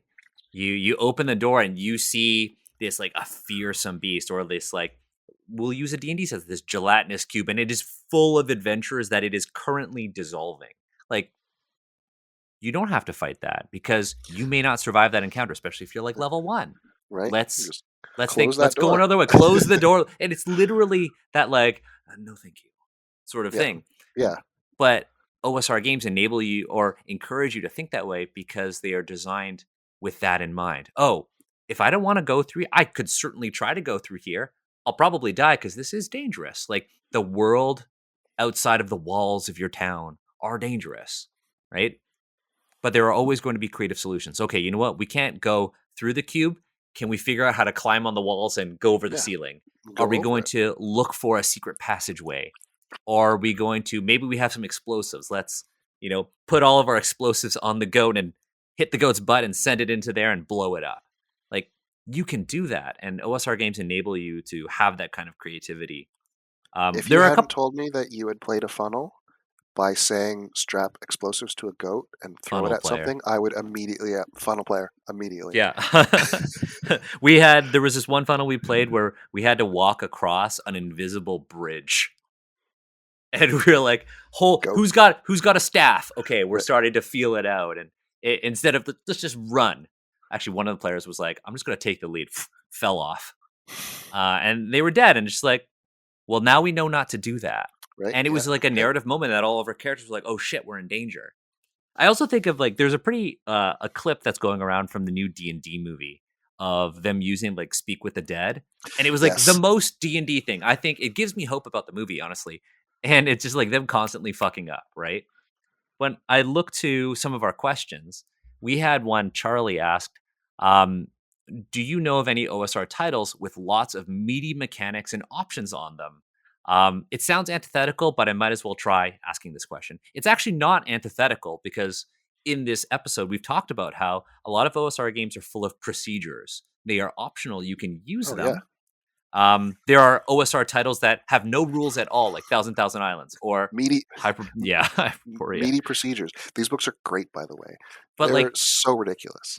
But like you don't have to use them all. But there are some that we would recommend. Like we were talking in line with this clip from the D&D movie in Dungeon Crawl Classics, Speak with the Dead is literally a full page. Yeah. You can of course if you roll say like a 1 to a 15, you fail. If you get a 16 to a 17, you get one question. If you go and get a 36 plus, which is super cool, and if you're at that heroic stage where you're basically godlike, the cleric may ask any number of questions to a creature dead up to 100,000 years and converse for up to a day. He can communicate mentally directly with the creature and need not have any physical specimen of its corpse. Though the cleric does need specific knowledge of its identity and location of birth, death, or deeds. That's really cool. Oh yeah. And I think about the stories, or the entire session is just, hey, we're going to speak to the dead. And we're going to speak to somebody who's 100,000 years old or died 100,000 years ago. Right. What if the cleric can't speak their language? Well, then we have this hilarious situation where somebody who can is now speaking to the cleric, and there's this broken telephone going on right now. And that could be your whole session. And I love that. So I love that you brought up languages. This is something that I just finished Dialect. a little dialectical, because one of the books that I've been working on, it's like a lot about culture and a lot about different languages. And so I actually adapted the reaction table to be a 2d6, and one of the d6s controls the reaction. So from like suspicious / hostile to friendly and helpful. The other d6 is basically what level of communication you can have Cool. with that person, right? So like, do you speak the same language? Do you speak all the same languages? Do you speak maybe one language kind of, or do you not? Are you not able to communicate with language whatsoever? Because how different is an encounter that, you rolled suspicious / hostile both times, but in one case you can communicate with them, and in the other case you can't, right? So like those 2d6 goblins, if you can talk to them, even if they're hostile, it's like, hey, let's talk about this, or they surrender, yada yada yada. On the other hand, if you can't communicate with them at all, all of a sudden, the tension gets ramped up that much higher, because like they're screaming at you. You don't really know if they're hostile in the first place, right? Because there's no language. You can get a sense of body language, but you can't get a sense of what they're saying. Conversely, if things did come to violence and they're trying to surrender, you don't know that either, because you don't know what they're trying to say, right? Really So interesting. again, it's like a whole different 100 different stories coming from just like the same 2d6 chart, basically. And you could stick that into any game you're playing. Yeah, and that's again, it's like the Luke Gearing excuse me, the funeral rules that he swiped from somewhere, that I'm just like, yeah, take that and use it, because I don't know, I think it's cool. I would use that in anything, because in my game, my home D&D game, we've actually had like, well, one character died, and then another has like dramatically left the party. So our party of 4 actually only has 2 of the original characters in it right now. Oh.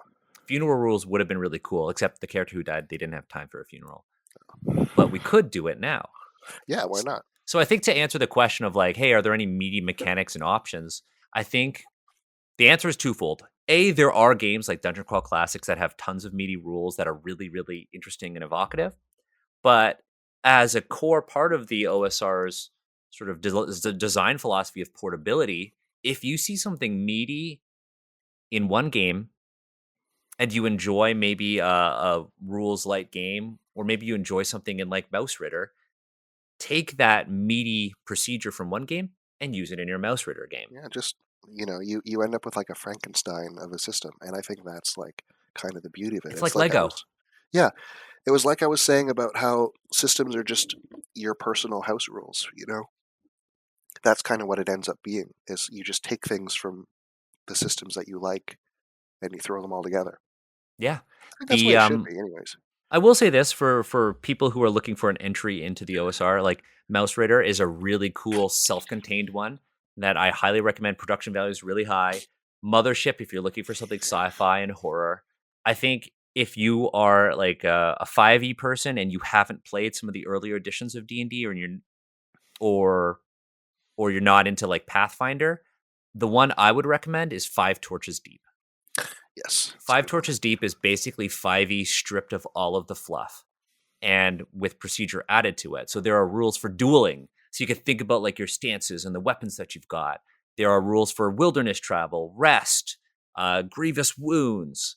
5 Torches Deep is a really good bridge between Trad, 5e, and OSR titles.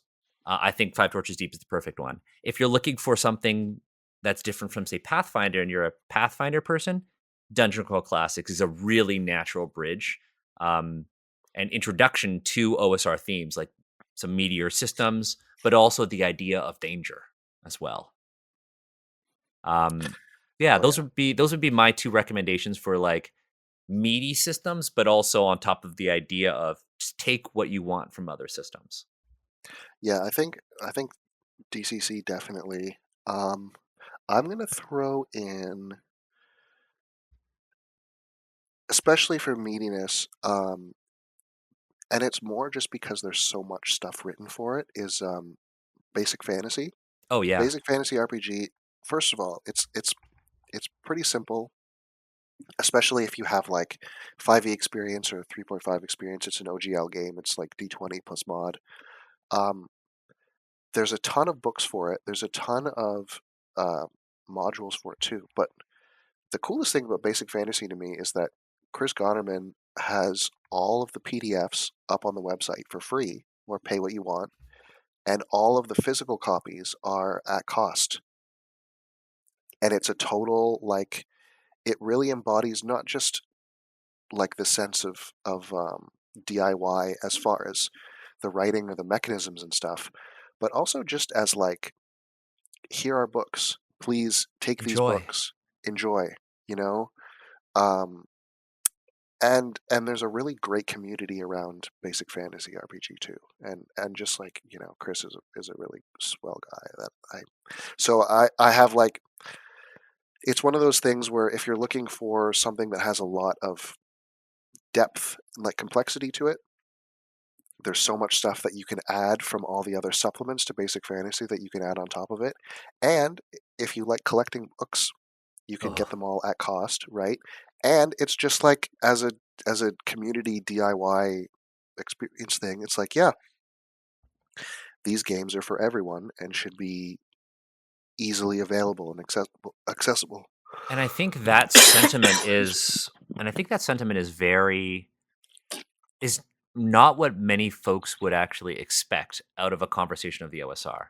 Yeah. This idea of welcoming, this idea of books totally. for everyone is not what people think. Of course, there are very commercially like successful OSR projects, like the OSE reprint. Oh yeah, made almost $800,000. I was one of the backers. My books are right back there.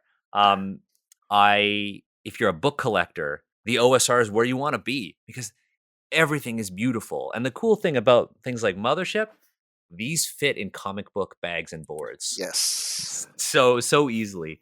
But we are at time, and I first of all want to thank you for this conversation, because this is the most time I've had to talk about the OSR and gush over this on our platform, and I think you were the perfect guest to come and kind of talk about how the OSR is welcoming, how the OSR isn't all about, instant death. It's about invoking creativity. It's about player engagement. It's about that sense of wonder, the accomplishment that comes from telling a story together and sharing your stories. It's the idea of being able to design something that in the traditional sense may be viewed as incomplete, but in the OSR is very much viewed as, you made a thing, you're proud of it, share it.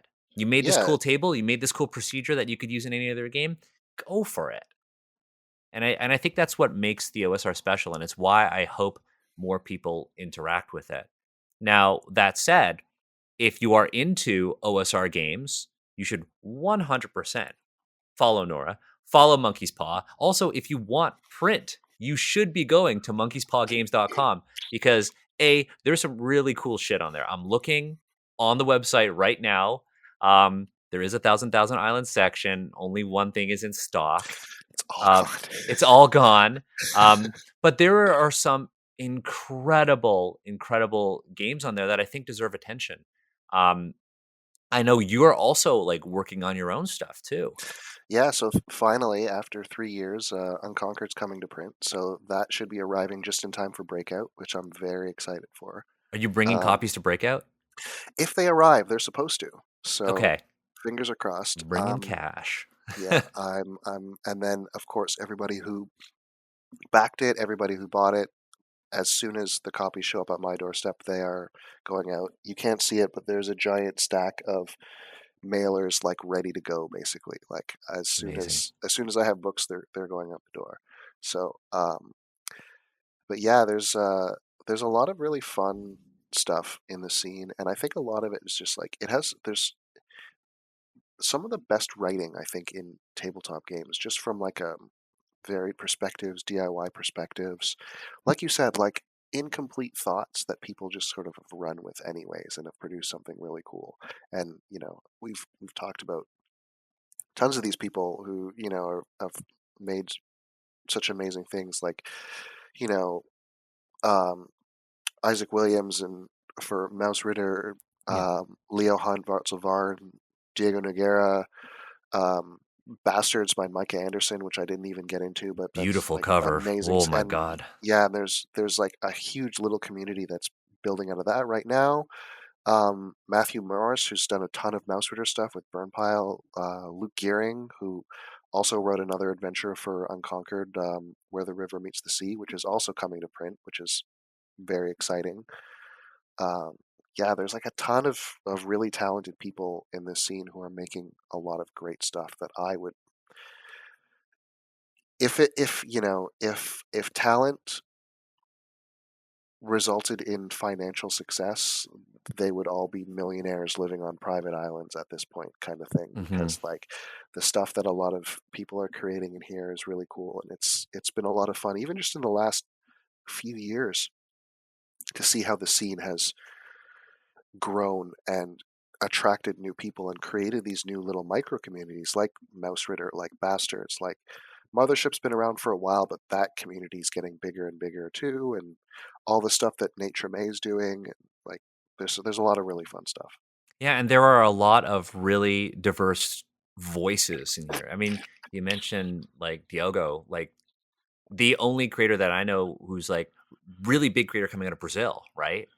Um, I think we're seeing like Thousand Islands is a perfect example of how different perspectives and how people can share their culture through something that is system agnostic, Yeah, but still absolutely. considered a TTRPG medium. Um, but that said, we have some folks to thank for this episode. It's actually like our patrons. We have a lot of amazing patrons who I will be sharing all of these show notes with, links to all of these games that we've mentioned. For some reason, a ton of OSR games are actually on sale on Drive Through RPG. Like the Inn of Lost Heroes is $1.40 Canadian for a PDF. Like Star Dogs is $1.90 Canadian for a PDF. Speaking of what's really cheap on DriveThru RPG, these classic Yeah. Traveler facsimile editions, they're like $2. The shipping's more expensive. Yeah, or like 5 Torches Deep is a full system. It's basically Yeah. 5e meets OSR. The PDF is $9.50 Canadian right now. It's if you're, a lot of people are like, oh, if you look at a special edition, like core books for DCC, yeah, you're looking at something incredibly expensive. But for the most part, most OSR products are extremely accessible. Yeah, it's all Extremely indie stuff, accessible. right? It's a All lot of indie. it's a lot of indie stuff that people are making. Beautiful stuff. And again, I want to thank all of our patrons, especially our most honorable patrons. Meadowleaf Games, I know Andreas is interested in sort of OSR design sensibilities. Valorous Games, who is actually going to be publishing Wandering Blades. Liana is like my design partner on that. We're also working on some cool things with Agents Represent, designing chi rules for D&D 5th edition and Oh, Pathfinder, nice. but rules that you can use outside of the monk class, so everyone can wield chi. I also want to thank Dungeon Glitch / Matt, Most Honorable ×2, Epic Impulse, Michelle, Stefan, and Bob C. Thank you for all of your support. You help us make Asians Represent awesome. You help us uplift other voices. And I'm just extremely proud of that. If you are Canadian or going to be in Canada, the weekend of like March 17th, Nora and I are both going to actually be at Breakout Con. Breakout Con. You're actually going to be running a whole bunch of new stuff, right? Yeah, I'm running a whole bunch of new adventures for Unconquered, which is basically it's my Into the Odd hack that I started with that and started Frankensteining a million things onto it, and now it's still pretty simple to play, but the rulebook is out of control with silly things that I've added to it, like funeral rules and carousing and naval combat and all kinds of funny stuff. That's awesome. But yeah, I'm going to be running a couple hex crawl type adventures at Breakout Con. I'm running like 7 games. Damn, it's a lot. It's going to be a lot. I'm running 1 game. This is the first true playtest of Wandering Blades, and I am That's going to be not exciting. prepared. But I'm going to playtest Wandering Blades. I'm going to make sure that the folks at the table know this is a playtest, the very first one. But I'm really excited to do that, and just to get people's feedback on it, because Oh yeah, I really love playtesting at cons, because I think you meet good people and you get a lot of different perspectives on your design work. and it's always fun too, right? Like everybody has a good time, and even when it's like, yeah, this is a playtest, it might get a little rocky. Who knows what's going to happen, right? And usually that's like it's at least funny. Yeah, it's right? funny, or you need to have those experiences too. You need to Yeah. have something fail in order to kind of improve on it. So really, really happy to be doing that. I'm really excited that we'll get to meet in person at Breakout Con Yeah. too. I hope that your stuff comes in, because I'm gonna buy it. Like Unconquered is, if you folks haven't seen it, I'll link it in. It's on all of the links that I'm going to be sharing on YouTube and on our Patreon show notes. Unconquered is a gorgeous cover. Gorgeous cover. Oh yeah, Peter Violini did a really good job on it. But yeah, that said, I wanna thank you for joining me for the first episode of our new season of Asians Represent.